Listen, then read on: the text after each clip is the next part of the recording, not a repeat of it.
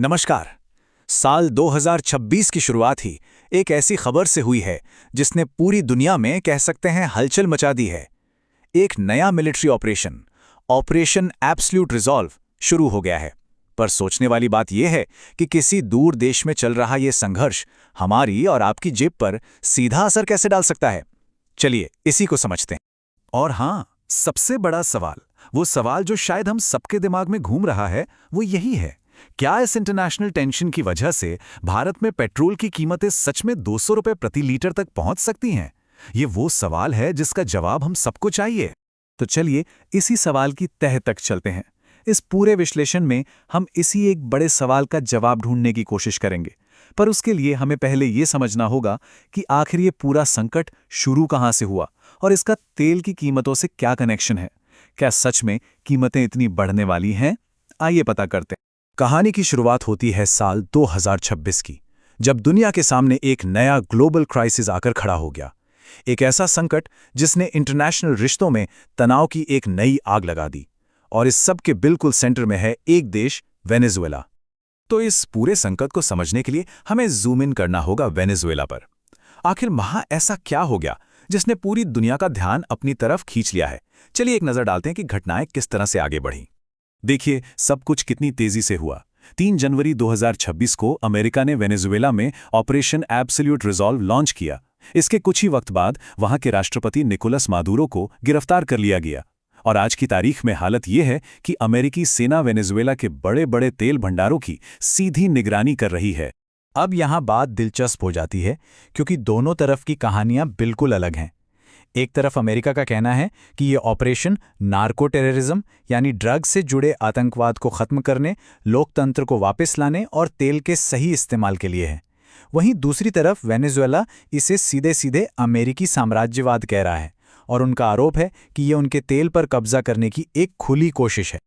लेकिन रुकिए, ये सिर्फ एक मिलिट्री एक्शन या सियासी ड्रामा नहीं है। पर्दे के पीछे एक बहुत बड़ा आर्थिक खेल चल रहा है। अब हम समझेंगे कि आखिर इस घटना में पूरी दुनिया की अर्थव्यवस्था को हिला देने की ताकत क्यों है। ये है तेल का असली खेल। जरा इस नंबर पर गौर कीजिए, 300 बिलियन बैरल। ये वेनेजुएला का वो साबित हो चुका तेल भंडार है जिसके बारे में दुनिया जानती है। यही एक आंकड़ा इस पूरे संकट के दिल में है और ये बताता है कि दांव पर आखिर लगा क्या है। और ये नंबर कितना बड़ा है ये समझने के लिए इस चार्ट को देखिए। जी हाँ, वेनेजुएला के पास सऊदी अरब से भी ज्यादा तेल है, दुनिया का सबसे बड़ा तेल भंडार।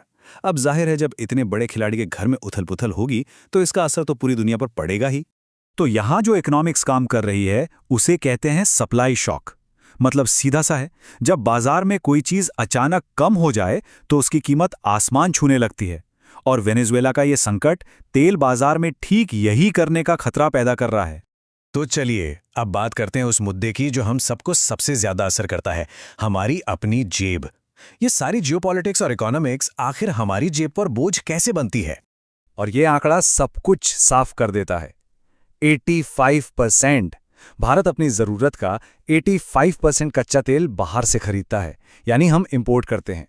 यही एक आंकड़ा हमारी इकोनॉमी को इंटरनेशनल कीमतों के उतार चढ़ाव के लिए बहुत ज्यादा सेंसिटिव बना देता है। तो अब जरा इस पूरी चेन रिएक्शन को समझिए स्टेप बाय स्टेप। पहला, वेनेजुएला में सप्लाई रुकती है। दूसरा, दुनिया भर में कच्चे तेल का दाम मान लीजिए $80 से बढ़कर $120 प्रति बैरल हो जाता है। तीसरा, डॉलर मजबूत होता है और रुपया कमजोर। चौथा, भारत के लिए तेल खरीदना और महंगा हो जाता है। पांचवा, सरकार पर टैक्स घटाने का दबाव बनता है। और आखिर में छठा स्टेप, पंप पर पेट्रोल की कीमत बढ़ जाती है। तो ठीक है, प्रॉब्लम तो समझ आ गई, पर अब सवाल ये है कि भारत करेगा क्या? इस मुश्किल सिचुएशन से निकलने के लिए भारत के पास क्या रास्ते हैं? देखिए, भारत के सामने कई रास्ते हैं।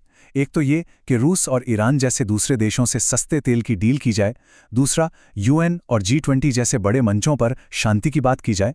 और साथ ही देश के अंदर पेट्रोल डीजल की कीमतों को काबू में रखने के लिए कुछ नीतियां बनाई जाएं। ये सब कुछ एक बहुत ही नाजुक डिप्लोमेटिक बैलेंस बनाने जैसा है। और ये एक लाइन मुझे लगता है पूरी सिचुएशन को बेस्ट तरीके से समझाती है। ये सिर्फ अमेरिका और वेनेजुएला के बीच की लड़ाई नहीं है, ये पूरी दुनिया की इकोनॉमी के लिए एक बड़ा सवाल बन गया है, क्योंकि आज हर कोई एक दूसरे से जुड़ा हुआ है। और आखिर में ये सब हमें एक बड़े सवाल के साथ छोड़ जाता है। कैसे एक दूर देश में हो रहा संघर्ष हमारी रोज की जिंदगी पर इतना गहरा और सीधा असर डाल सकता है? ये हमारी आज की कनेक्टेड दुनिया, हमारी ग्लोबलाइज्ड दुनिया की सच्चाई के बारे में क्या बताता है? इस पर सोचना बहुत ज़रूरी है।